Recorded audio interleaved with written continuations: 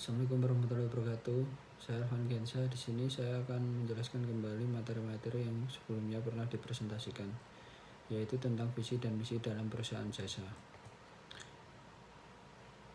Pengertiannya, visi dan misi merupakan sebuah tolak ukur untuk mencapai kesuksesan dan kemajuan perusahaan, sehingga dalam praktiknya perusahaan memiliki dasar dalam membuat kebijakan dan aturan untuk kepentingan perusahaan maupun carry.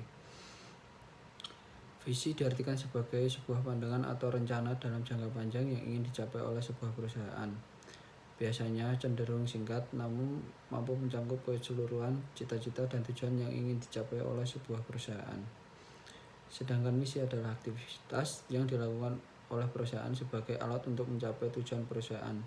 Dengan menciptakan misi, sebuah perusahaan tidak hanya akan mendapatkan dukungan dari para karyawannya, akan tetapi juga membantu perusahaan dalam menentukan arah yang harus dilakukan dan tidak perlu dilakukan. Yang selanjutnya, rumusan dan unsur-unsur misi atau mission statement. Mission statement yang baik adalah yang mengartikulasikan strategi bisnis bagi perusahaan.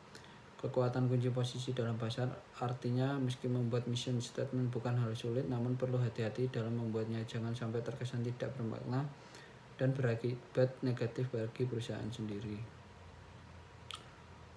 Unsur utama mission statement yang pertama, produk jasa yang ditawarkan seperti keunikan, siapa pasar sasaran utama, apakah produk mampu bertahan untuk beberapa lama bertahan. Yang kedua, target market. Misi harus mencapai target market perusahaan. Target market di sini adalah pengguna potensial dan pembeli dari produk. Meskipun target market perusahaan banyak atau lebih dari satu, harus tercakup. Tujuan rumusan misi adalah mengartikulasikan atau memperjelas top manager akan visi dari perusahaan di masa depan dan mengomunikasikan keinginannya kepada bawahan yang akan mengambil keputusan-keputusan strategis tersebut. Keuntungan ada mission statement yang lainnya adalah yang pertama, mengurangi kemungkinan kesalahan dalam mengambil keputusan yang dilakukan oleh manajer, dan yang kedua, mengomunikasikan dengan eksplisit tujuan perusahaan kepada semua karyawan sehingga mereka tahu dan paham apa tujuan dan langkah yang ingin dicapai perusahaan, dan yang ketiga, mengomunikasikan dan memperkenalkan perusahaan kepada masyarakat umum. Dan poin yang keempat, hal yang perlu dihindari dalam perumusan misi adalah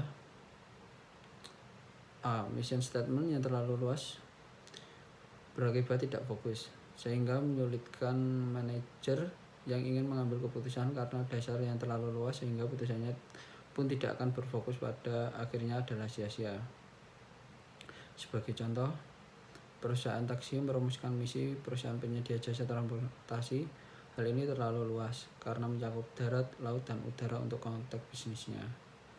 Yang kedua, mission statement yang terlalu sempit menyebabkan karena strategis yang seharusnya bisa dicapai perusahaan tidak dibuat sehingga menjadi hambatan kemajuan. Contoh, hotel berbintang yang hanya merumuskan misinya sebagai jasa penginapan bagi tamunya. Sekian dari presentasi saya, itulah materi yang sebelumnya pernah dipresentasikan. Assalamualaikum warahmatullahi wabarakatuh.